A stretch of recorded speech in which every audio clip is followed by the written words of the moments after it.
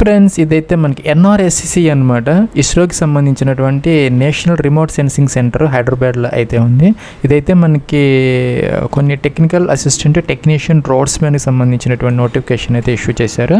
దానికి సంబంధించినటువంటి application online process అనేది ఈ రోజు స్టార్ట్ అవుతుంది, 10th November 2025. ప్లస్ ఇంకా అప్లికేషన్ లాస్ట్ డేట్ వచ్చేసరికి మనకి 30th November 2025 5 PM దాకా అయితే ఉన్నదనమాట. ఇంకా చూసుకుంటే కనుక వేకెన్సీకి సంబంధించి ఫ్రెండ్స్ ఇక్కడ మనకి టెక్నికల్ అసిస్టెంట్ అనమాట. ఇక్కడ నుంచి కొంచెం జాగ్రత్తగా అయితే చూసుకోవాలి, ఎందుకంటే కేటగిరీ వైజ్ అయితే ఇచ్చారనమాట. సో అన్ని కేటగిరీస్లో వేకెన్సీస్ అయితే లేవు. సో ఇక్కడ టెక్నికల్ అసిస్టెంట్ చూసుకుంటే కనుక సివిల్లో ఒక పోస్ట్ మాత్రం, అది కూడా ఎస్టీకి అయితే ఇచ్చారు, వాళ్ళు మాత్రం అప్లై చేసుకునే అవకాశం అయితే ఉంటుంది అనమాట. ఇంకా టెక్నికల్ అసిస్టెంట్ ఆటోమొబైల్కి సంబంధించి ఒక పోస్ట్ మాత్రమే ఉన్నది, అది కూడా యూఆర్కి అయితే ఇచ్చారు. సో ఇంకా మిగతా వాళ్ళు ఎవరన్నా ఉంటే ఇక్కడ యూఆర్ కేటగిరీలో అప్లై చేసుకుని ఓపెన్ మార్కెట్లో కాంపిటీషన్ అయితే చేసుకోవచ్చు అనమాట. ఇంకా టెక్నీషియన్ బి అనమాట, 5 అయితే ఉన్నాయి. యూఆర్ ఓబీసీ ఎస్సీకి అయితే ఇచ్చారు, దాంట్లో కొన్ని అయితే ఎక్స్ సర్వీస్ మ్యాన్కి కేటాయించారు. అలాగే టెక్నీషియన్ బిలో ఐటీ ఇన్ఫర్మేషన్ టెక్నాలజీకి సంబంధించి కూడా 4 వేకెన్సీస్ అయితే ఉన్నాయి. యూఆర్ ఓబీసీ ఈడబ్ల్యూఎస్ అయితే ఉన్నాయి, దాంట్లో కూడా కొన్ని వేకెన్సీస్ ఎక్స్ సర్వీస్ మ్యాన్కి అయితే కేటాయించారు. అలాగే టెక్నీషియన్ బి ఎలక్ట్రికల్కి సంబంధించి ఒక పోస్ట్ మాత్రమే ఉంది, యూఆర్ ఇచ్చారనమాట. డ్రోట్స్ మ్యాన్ బిలో సివిల్ అనమాట, ఒక పోస్ట్ మాత్రమే యూఆర్ మాత్రమే ఉంది. ఇంకా ఇక్కడ యూఆర్లో ఉంది కాబట్టి మిగతా కేటగిరీస్ వాళ్ళు యూఆర్లో అప్లై అయితే చేసుకోవచ్చు అనమాట. ఇంకా కూడా మనకి చూసుకుంటే కనుక టోటల్గా మొత్తం వేకెన్సీస్ అయితే 13 మాత్రమే ఉన్నాయి. ఇవన్నీ కూడా పర్మనెంట్ రెగ్యులర్ వేకెన్సీస్. ఇంకా చూసుకుంటే కనుక ఇదైతే అప్లికేషన్ ఆన్లైన్ ప్రాసెస్కి సంబంధించి అఫీషియల్ లింక్ అనమాట. మొదటైతే రిజిస్టర్ అయితే అవ్వాలి, ఇక్కడ ఒక లింక్ అయితే ఇచ్చారు మనకి. ఇదైతే కనుక ఎన్ఆర్ఎస్సి రిజిస్ట్రేషన్ ఫామ్ అనమాట. ఇక్కడైతే మనం స్టార్ట్ మార్క్ పెట్టడం తప్పనిసరిగా మనం ఫిల్అవుట్ అయితే చేసుకోవాలి. అలాగే ఈ అప్లికేషన్ అనేది మనం ఆండ్రాయిడ్ వెర్షన్లో ఉన్నటువంటి ఏ డివైజ్లో లేదని చేసుకోవాలి, అలాగే ఐఓఎస్ డివైజ్లో కానీ ఎక్కడైనా చేసుకోవచ్చు అనమాట. ఇక ల్యాప్టాప్ వాటిల్లో కూడా లేటెస్ట్ బ్రౌజర్స్ అయితే యూజ్ చేసుకొని చేసుకోవాలని చెప్పేసి ఇక్కడ నోట్ అయితే ఇచ్చారు. సో మనం ఎక్కడైనా ఎలాగైనా చేసుకోవచ్చు అనమాట అప్లికేషన్ ఫామ్. ఇంకా చూసుకుంటే కనుక పోస్ట్ అని ఒకటి మాత్రం సెలెక్ట్ అయితే చేసుకోవాలన్నమాట ఒకసారి. ఇంకా మల్టిపుల్ పోస్ట్కి అప్లై చేయాలంటే తర్వాత మీరు లాగిన్ అయిపోయి రెండో పోస్ట్ సెలెక్ట్ అయితే చేసుకోవాలి. ఇక్కడ మాత్రం మన టెక్నికల్ అసిస్టెంట్ సివిల్, అలాగే టెక్నికల్ అసిస్టెంట్ ఆటోమొబైల్, ఇవన్నీ కూడాను ఈ రెండు కూడా మనకి డిప్లొమా హోల్డర్స్కి సంబంధించినవి. మిగతావన్నీ కూడాను మనకి ఐటీఐ లేదంటే కనుక ఈ యొక్క నేషనల్ అప్రెంటిస్ సర్టిఫికేట్ ఎవరి దగ్గర అయితే ఉన్నదో వాళ్ళు మాత్రం అప్లై అయితే చేసుకోవచ్చు అనమాట. సో మీరు ఏ పోస్ట్కి అప్లై చేయాలనుకుంటే ఆ పోస్ట్ సెలెక్ట్ అయితే చేసుకోవాలన్నమాట. సో ఇక్కడ పోస్ట్ కోడ్ అనేది ఆటోమేటిక్గా వస్తుంది. ఇంకా అలాగే అడ్వర్టైజ్మెంట్ నెంబర్ కూడా ఆటోమేటిక్గా వస్తుంది. ఇదైతే మనకి RMT 4/2025 అనమాట. అలాగే 10th క్లాస్ సర్టిఫికేట్ లేదంటే ఆ యొక్క మెమోస్ ప్రకారం మీ యొక్క ఫుల్ నేమ్ అయితే ఇక్కడ ఎంటర్ అయితే చేసుకోవాలి. అలాగే కిందకు వచ్చేస్తే మీ యొక్క 10 డిజిట్ మొబైల్ నెంబర్ అయితే ఇక్కడ ఎంటర్ అయితే చేయాలన్నమాట. అదైతే సెకండ్ టైం ఆ యొక్క మొబైల్ నెంబర్ని కన్ఫర్మ్ అయితే చేయాలి. ఇంకా ఆల్టర్నేటివ్ మొబైల్ నెంబర్ ఏదైనా ఉంటే మీరు ఎంటర్ అయితే చేసుకోవచ్చు, లేదంటే ఆప్షన్ అనమాట. So email ID 2 times enter అయితే చేయాలన్నమాట. చేసిన తర్వాత జనరేట్ ఓటీపీ అనాలి. మనకి ఇక్కడ ఓటీపీ కోసం అయితే ఒక క్యాప్చర్ ఆథెంటికేషన్ అడుగుతున్నారు, ఈ బాక్స్లో ఎంటర్ చేయాలి, సబ్మిట్ అనాలి. ప్లస్ మనకి అక్కడ పైన ఇచ్చినటువంటి ఒక మొబైల్ నెంబర్కి ఓటీపీ అయితే వస్తుంది, ఇక్కడ మనం ఎంటర్ అయితే చేయాలి. రాకపోతే రీసెండ్ అంటే వస్తుంది అనమాట. తర్వాత ఏం చేయాలంటే టిక్ ఆన్ చేయాలి. టిక్ ఆన్ చేసిన తర్వాత ఇంకొక క్యాప్చర్ అయితే ఇచ్చారు ఇక్కడ, ఇది కూడాను మనం ఎంటర్ అయితే చేసిన తర్వాత రీవెరిఫై అనే బటన్ ఉందన్నమాట, రీవెరిఫై అయితే చేసుకోవాలి. ఫ్రెండ్స్ ఇక్కడ రీవెరిఫై కోసం ప్రాంప్ట్ వస్తుంది అనమాట. మీరు ఏ పోస్ట్ సెలెక్ట్ చేసుకున్నారో మీ నేమ్, ఈమెయిల్ ఐడి, మొబైల్, ఇవన్నీ కూడా తర్వాత మనకి చేంజ్ చేసుకునే అవకాశం ఉండదు అనమాట, నో ఎడిట్ ఆప్షన్. అందుకోసం అని చెప్పేసి ఇక్కడ ప్రాంప్ట్ ఇస్తున్నారు అనమాట. అన్నీ చెక్ చేసుకొని పైన మీరు ఏం చేయాలంటే టిక్ ఆన్ చేయాలన్నమాట. సో అన్నీ ప్రాపర్గా ఉన్నప్పుడు మాత్రం టిక్ ఆన్ చేయాలి, సబ్మిట్ అయితే చేసుకోవాలి. నెక్స్ట్ ఐ అగ్రీ చేసుకోవాలి. నెక్స్ట్ వచ్చేసరికి ఇక్కడ ఒక అలర్ట్ వచ్చింది అనమాట, ఓకే అనాలి. ప్లస్ ఇక్కడ ఒక రిజిస్ట్రేషన్ నెంబరు అంటే అప్లికేషన్ నెంబరు, పాస్వర్డ్ అయితే మనకి జనరేట్ అయ్యానమాట. మీకు మెయిల్ కూడా వస్తుంది లాగిన్ పర్పస్ కోసం అనమాట. ఇక్కడైతే డైరెక్ట్గా లాగిన్ అయిపోయింది, అప్లికేషన్లోకి వెళ్ళిపోవచ్చు అనమాట. ఇక్కడ మన గో టు అప్లికేషన్ అని ఉంది అనమాట, టాప్ సైడ్ రైట్ సైడ్ టాప్లో. సో ఇది మీద క్లిక్ చేసి డైరెక్ట్గా అప్లికేషన్ ఫామ్ అయితే ఓపెన్ అయితే చేసుకోవచ్చు. 4 steps అయితే ఉన్నాయన్నమాట అప్లికేషన్ ఫామ్లో. మొదట అయితే పర్సనల్ డీటెయిల్స్, కమ్యూనికేషన్ డీటెయిల్స్, అలాగే education qualification details, documents upload చేసుకుని లాస్ట్లో ఫీజు అయితే పే అయితే చేసుకోవచ్చు అనమాట. సో ఇక్కడ మనం ఏ పోస్ట్ సెలెక్ట్ చేసుకుని మన అప్లికేషన్ నెంబర్ అంటే ఏంటనేది అన్ని డిస్ప్లే అయితే అవుతున్నాయి, చూసుకోవచ్చు అనమాట. జెండర్ మీరు మేలా ఫీమేలా, సెలెక్ట్ అయితే చేసుకోవాలి. బోత్ ఆర్ ఎలిజిబుల్ అనమాట. డేట్ ఆఫ్ బర్త్ అన్నమాట, క్యాలెండర్ ఇచ్చారు, దీని నుంచి మీ యొక్క డేట్ ఆఫ్ బర్త్ అనేది ఈ విధంగా సెలెక్ట్ అయితే చేసుకోవాలి. అలాగే 30th November 2025కి మీ ఏజ్ అనేది చూపిస్తారు, చెక్ అయితే చేసుకోవచ్చు అనమాట ప్రాపర్గా ఉన్నదా లేదా అనేది. ప్లస్ ఇంకా ఈ వేకెన్సీస్కి సంబంధించి మనకి 18 to 35 years ఏజ్ అయితే ఇచ్చారనమాట. 30th November 2025కి చెక్ చేసుకోవాలి. అన్ని వేకెన్సీస్కి టెక్నికల్ అసిస్టెంట్, టెక్నీషియన్ బి, డ్రోట్స్మెన్కి సంబంధించి 18 to 35 అన్నారు. సో ఇంకా కూడా దీనికి అదనంగా 5 years SC ST వాళ్ళకి కాబట్టి 40 years, ఇంకా కూడా OBC NCL వాళ్ళకి 3 years కాబట్టి 38 years వరకు వాళ్ళకి, ఇంకా ఎక్స్ సర్వీస్ మ్యాన్, PWD అనేది వాళ్ళకి కూడా ఏజ్ రిలాక్సేషన్స్ అనేది మనకి అప్లికబుల్ అయితే అవుతాయి అనమాట. సో దాని ప్రకారం మీ యొక్క ఏజ్ అనేది చెక్ అయితే చేసుకోవచ్చు అనమాట. సో మీ కేటగిరీ ఏంటనే సెలెక్ట్ అయితే చేసుకోవాలి. ఇందాక చెప్పినట్టుగా మీ యొక్క పోస్ట్ కనుక మీ కేటగిరీలో ఉంటే డైరెక్ట్గా సెలెక్ట్ అయితే చేసుకోవచ్చు. ఒకవేళ యూఆర్లో ఉంటే కనుక ఎవరైనా అప్లై అయితే చేసుకోవచ్చు. సో ఇక్కడ మీరేంటంటే మీ యొక్క కేటగిరీ ఏంటనేది ఇక్కడ సెలెక్ట్ అయితే చేసుకోవాలి. మళ్ళీ రిజర్వేషన్ కేటగిరీ అన్నారు కాబట్టి మీ యొక్క కేటగిరీ ఏంటి అనేది ఒరిజినల్గా సెలెక్ట్ అయితే చేసుకోవాలి. ఎస్సీనా, ఎస్టీనా, ఓబీసీనా అని సెలెక్ట్ అయితే చేసుకుంటే డైరెక్ట్గా సరిపోతుంది. ప్లస్ ఇక్కడ చూసుకుంటే మీ యొక్క ఫాదర్స్ నేమ్ అలాగే మీ యొక్క మదర్స్ నేమ్ ఎంటర్ చేయాలి. రిలీజియన్ అనమాట, మీ యొక్క రిలీజియన్ అనేది లిస్ట్ నుంచి సెలెక్ట్ అయితే చేసుకోవాలి. మిలిటరీ స్టేటస్ మీరు మ్యారీడ్, అన్మ్యారీడ్, డైవర్స్గా, వీడియోనా, ఇంకా జ్యుడిషియల్ సెపరేట్ సెలెక్ట్ అయితే చేసుకోవాలి. మొబైల్ నెంబర్, ఈమెయిల్ అనేవి ఆటోమేటిక్గా వస్తున్నాయి. ప్లస్ ఇంకా ఎగ్జామ్ సిటీ సెంటర్స్ 3 options అయితే మనకి ఉన్నాయన్నమాట. చూసుకుంటే విజయవాడ ఉంది మనకి, విశాఖపట్నం, తిరుపతి కూడా ఉందన్నమాట మన ఆంధ్రప్రదేశ్కి సంబంధించి. అలాగే చూసుకుంటే కనుక మనకి హైదరాబాద్, కరీంనగర్ కూడా మన తెలంగాణ నుంచి ఉన్నాయన్నమాట. మీరు సెలెక్ట్ అయితే ఏదైనా చేసుకోవచ్చు. 3 different options అయితే మీరు ఇక్కడ ఇవ్వాలన్నమాట ఈ విధంగా.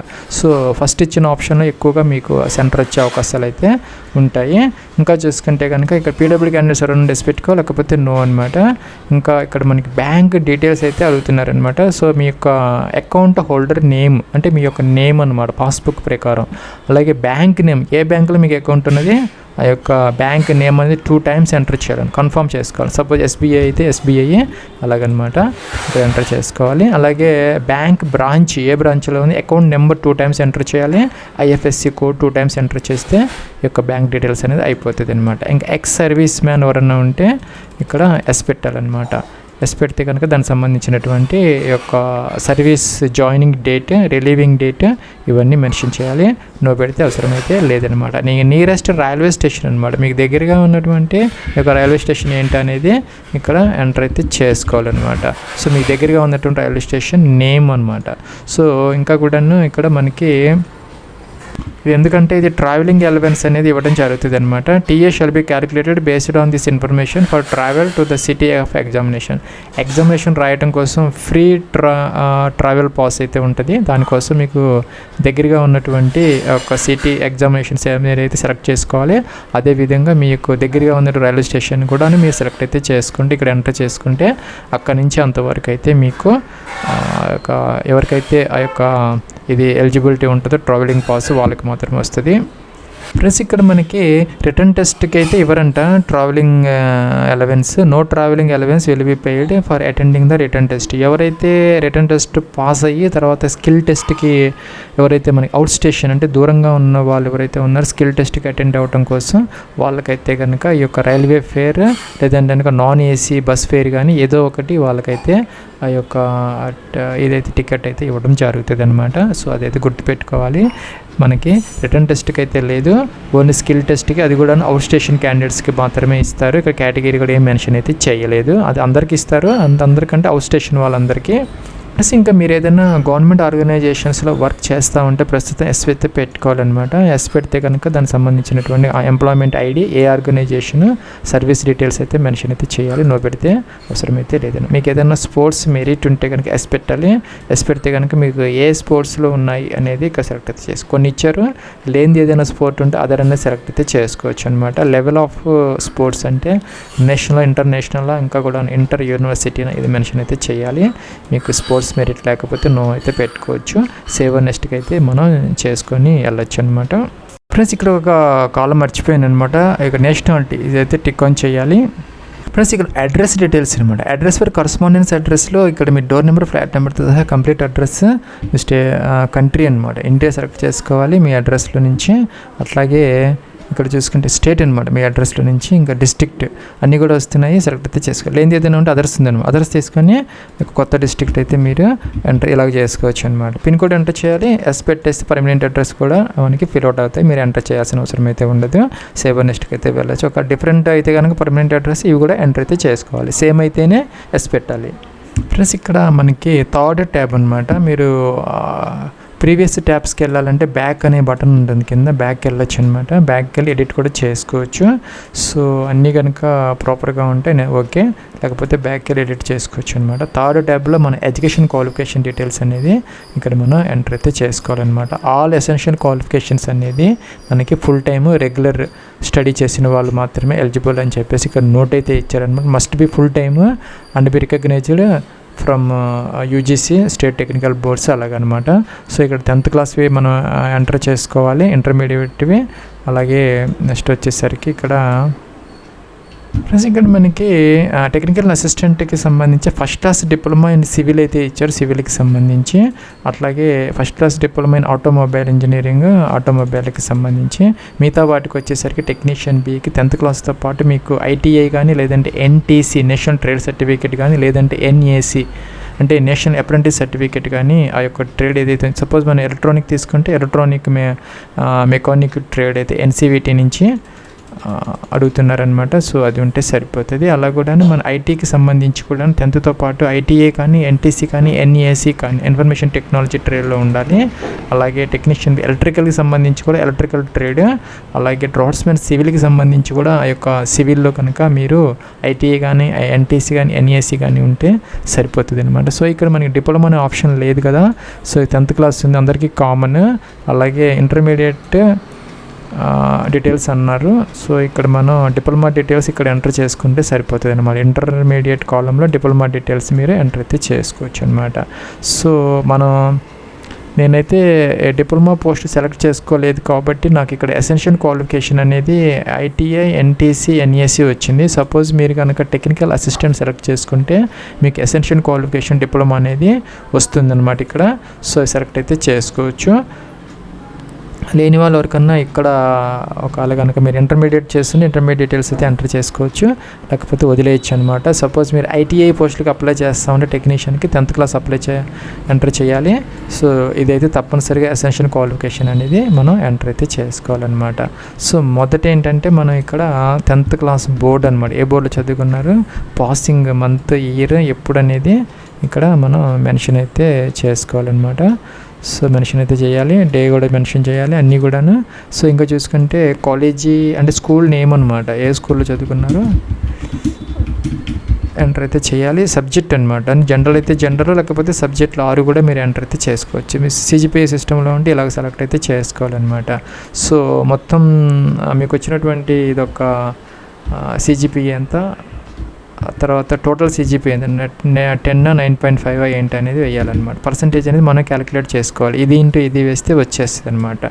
ఒక 9.5 అయితే 9.5, 8.5 ఇంటూ 9.5 వేస్తే పర్సంటేజ్ అనేది మనకి వస్తుంది అనమాట. ఇంటర్మీడియట్ ఉంటే ఎంటర్ చేసుకోవచ్చు, లేకపోతే వదిలేయచ్చు అనమాట.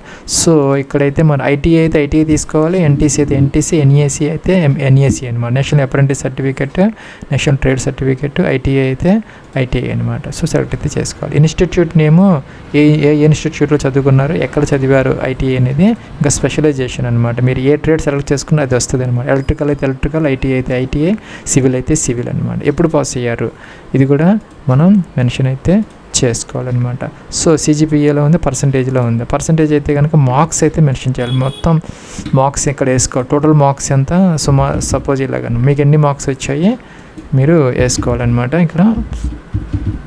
సో మీకు ఎన్ని మార్క్స్ వచ్చాయని ఇక్కడ మెన్షన్ అయితే చేసుకుని పర్సంటేజ్ అనేది ఆటోమేటిక్గా అయితే వస్తుంది అనమాట. డిప్లొమా హోల్డర్స్ ఎవరికన్నా ఉంటే కనుక డిప్లొమా హోల్డర్స్ పైన 10th క్లాస్ ఎంటర్ చేయాలి, ఇంటర్ ఉంటే ఎంటర్ చేసుకోవాలి. లేదంటే కనుక డిప్లొమా అనేది ఇక్కడ వస్తుంది అనమాట. వాళ్ళకి డిప్లొమా సెలెక్ట్ చేసుకొని ఇవన్నీ యాజ్ ఇట్ ఈజ్గా మీరు ఎంటర్ అయితే చేసుకోవచ్చు.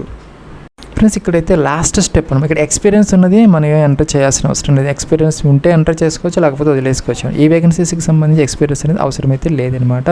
ఫ్రెషర్స్ కూడా అప్లై అయితే చేసుకోవచ్చు అనమాట. ఇక్కడ అప్లోడ్స్ సెక్షన్లో మనం ఇక్కడ ఫోటో అప్లోడ్ చేయాలి, సిగ్నేచర్ అప్లోడ్ చేయాలి, 10th క్లాస్ సర్టిఫికేట్ కానీ లేదంటే మాక్ షీట్ కానీ ఏదో ఒకటి.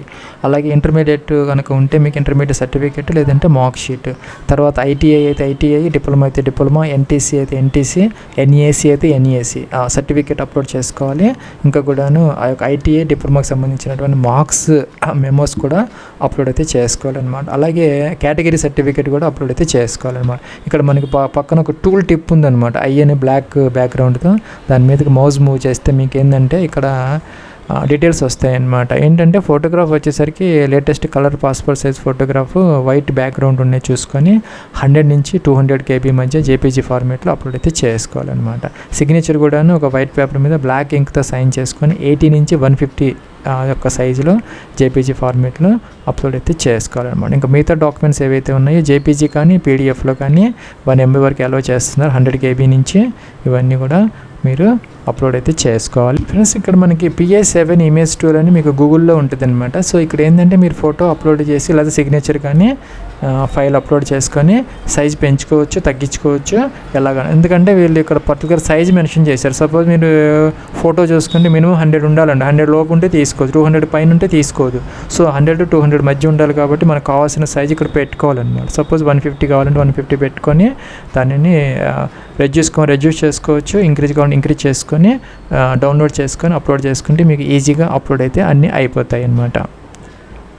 ప్లస్ ఇక్కడ అప్లోడ్ చేసిన తర్వాత అన్నీ కూడా వ్యూ చూసుకోవాలన్నమాట. సపోజ్ ఇలాగ వ్యూ అని ఉంటుంది, దీని మీద క్లిక్ చేసి అన్నీ ప్రాపర్గా ఉన్నాయా లేదని. మీకు వ్యూ చూసుకోకపోతే ముందుకు వెళ్ళదన్నమాట. సో అన్నీ చెక్ చేసుకొని అంటే వ్యూ చూసుకొని చెక్ చేసుకోవాలన్నమాట. కేటగిరీ సర్టిఫికేట్ అప్లోడ్ అనేది మనం సపోజ్ మీరు కనుక ఓబీసీ అలాగే ఈడబ్ల్యూఎస్ క్యాండిడేట్స్ ఎవరైనా ఉంటే వాళ్ళకి ఏంటంటే ఇన్కమ్ క్రైటీరియా ఉంటుంది కాబట్టి ఈ సంవత్సరం అంటే 2025 ఏప్రిల్ 1 తర్వాత తీసుకున్నది మాత్రమే వ్యాలిడ్ అయితే అవుతాయి. సో అదైతే గుర్తుపెట్టుకోవాలి. మిగతా వాళ్ళైతే SC ST వాళ్ళైతే డైరెక్ట్గా అప్లోడ్ అయితే చేసుకోవచ్చు అనమాట. యూఆర్కి అయితే అవసరమైతే ఉన్నది, ఇదైతే రాదనమాట. సో ఇంకా చూసుకుంటే కనుక ఫీజు, ఇక్కడ ఫీజు అనేది చూపిస్తారు, ఫీజు అయితే పే చేసుకోవాలన్నమాట. మనం చూసుకున్నట్టయితే కనుక టెక్నికల్ అసిస్టెంట్కి అందరూ కూడా మొదట 750 రూపీస్ అయితే అందరూ పే చేయాలి. ఇంకా మనకేంటంటే ఇక్కడ ఫిమేల్ క్యాండిడేట్స్కి SC ST అలాగే PWD క్యాండిడేట్ ఎక్స్ సర్వీస్ మ్యాన్కి మొత్తం వెనక్కి అయితే వస్తాయి అన్నమాట. తర్వాత మొత్తం రీఫండ్ వచ్చేస్తాయి. అయితే మొదట మాత్రం మీరు పే చేయాలి. ఇక్కడ 750 రూపీస్ టెక్నికల్ అసిస్టెంట్కి మొత్తం వెనక్కి వస్తాయి. ఎవరికంటే ఉమెన్ క్యాండిడేట్స్కి SC ST PWD ex service మ్యాన్కి. మిగతా వాళ్ళు ఎవరైతే ఉన్నారో మేల్ క్యాండిడేట్స్ UR అలాగే OBC EWS క్యాండిడేట్స్కి మాత్రం 500 రూపీస్ వెనక్కి వస్తాయి. వాళ్ళైతే 250 రూపీస్ తీసుకుంటారనమాట. సో అలాగే ఈ యొక్క టెక్నీషియన్ బి డ్రోర్స్మ్యాన్కి సంబంధించి మొదట అందరూ కూడాను 500 రూపీస్ అయితే పే చేయాలి. దాంట్లో ఈ యొక్క women SC ST PWD ex service మ్యాన్కి మొత్తం వెనకైతే వస్తాయి అనమాట. ఫుల్ రిఫండ్ అయితే వస్తుంది, refund in full for candidates అనమాట. సో మిగతా వాళ్ళకి మాత్రం 100 రూపీస్ తీసుకొని 400 రూపీస్ అనేది వాళ్ళకి ఇస్తారనమాట. సో మొత్తం మీద చూసుకుంటే మన టెక్నికల్ అసిస్టెంట్కి అయితే మాత్రం మనకి మేల్ క్యాండిడేట్స్కి 100 రూపీస్, టెక్నికల్ అసిస్టెంట్కి మాత్రం 250 రూపీస్ అనమాట ఫైనల్గా. సో మొదట మాత్రం అందరూ కూడా మొత్తం ఫీజు పే చేయాలి. టెక్నికల్ అసిస్టెంట్ అయితే కనుక 750, టెక్నీషియన్ బి అయితే కనుక డ్రాట్స్మెన్ అయితే 500 రూపీస్ పే చేయాలి. తర్వాత మనం బ్యాంక్ డీటెయిల్స్ ఇచ్చాం కాబట్టి మనకి వెనక్కి అయితే బ్యాంకులో వీళ్ళు వేస్తారనమాట. సో ఇక్కడ అప్లికేషన్ ఫామ్లో మనకి ఫీజు అయితే చూపిస్తున్నారు అనమాట. మీరు సెలెక్ట్ చేసుకున్న పోస్ట్ని బట్టి ఆటోమేటిక్గా వస్తుంది. ఆన్లైన్ పెట్టాలి, టిక్ ఆన్ చేయాలన్నమాట. సెలెక్ట్ అయితే చేసుకో, ఇవన్నీ కూడా టిక్ ఆన్ చేయాలి, డిక్లరేషన్స్ అనమాట ఇవన్నీ కూడా. తర్వాత ఏం చేయాలంటే ఇక్కడ మనకి క్యాప్చా అనేది ఉన్నది వచ్చేసి అనేది ఇక్కడ ప్రివ్యూ చూసుకొని తర్వాత మీరు సబ్మిట్ అయితే చేసుకొని ఫీజు అయితే పే చేయాలి. బ్యాక్కి ఎడిట్ అయితే చేసుకోవాలన్నమాట. ఎందుకంటే ఏదైనా అప్లికేషన్లో మోడిఫికేషన్స్ కావాలంటే తర్వాత అయితే ఎడిట్ ఆప్షన్ అనేది మీకు ఉండదు. ఇదైతే మన ప్రివ్యూ అనమాట, చెక్ చేసుకుని ఓకే అనాలి. ప్లస్ ఇక్కడ మనకి ఏంటంటే సబ్మిట్ అనే బటన్ రావాలన్నమాట, యాక్చువల్గా రావాలి. ఇదేందో రావడం లేదనమాట. కారణం ఏంటంటే ఇక్కడ మనకి పేమెంట్ గేట్వే అనేది వీళ్ళు ఇంకా దానిని యాక్టివ్ చేయలేదంట. Payment facility is not available right now అని ఇచ్చారనమాట. ఇక్కడ చూసుకుంటే మీరు right now and hence candidates will not be able to make payment. మీరైతే పేమెంట్ అనేది ఇప్పుడు చేయలేరు అనమాట. So once payment platform is updated candidates will receive SMS. మీకైతే తర్వాత ఒక ఎస్ఎంఎస్ వస్తుంది, అలాగే మీ ఈమెయిల్ ఐడికి ఒక ఈమెయిల్ కూడా వస్తుంది అనమాట. అప్పుడైతే మీరు లాగిన్ అయిపోయి ఇక్కడ ఈ ఫీజు అనేది మీరు పే అయితే చేసుకోవచ్చు అండి. కింద సబ్మిట్ అనే బటన్ వస్తుంది, సబ్మిట్ చేసేస్తే మీకు పేమెంట్ గేట్వే అనేది ఓపెన్ అవుతుంది. అప్పుడైతే ఫీజు అయితే పే చేసుకోవాలి. ప్రస్తుతానికి మీరు అప్లికేషన్ ఫామ్ అయితే చేసుకోవచ్చు అనమాట. ప్లస్ ఇదైతే మనకి లాగిన్ అనమాట. ఇక్కడికి వచ్చేస్తే ఆల్రెడీ రిజిస్టర్ అయ్యాం కాబట్టి మనం లాగిన్కి వెళ్ళాలన్నమాట. లాగిన్కి వెళ్తే ఈ యొక్క క్రెడెన్షియల్స్ అనేది మీకు యూజర్ ఐడి, పాస్వర్డ్ వచ్చి ఉంటాయి, మీ యొక్క ఎస్ఎంఎస్ అలాగే ఈమెయిల్ ఐడి కూడా వచ్చి ఉంటాయి. ఆ రెండు ఎంటర్ చేసేసి క్యాప్చా ఎంటర్ చేసి లాగిన్ అవ్వచ్చు అనమాట. మీకు కావాలంటే పాస్వర్డ్ అనేది మార్చుకోవచ్చు. ఒకవేళ కనుక పాస్వర్డ్ ఎప్పుడైనా మర్చిపోతే రిస్టోర్ కూడా చేసుకోవచ్చు అనమాట.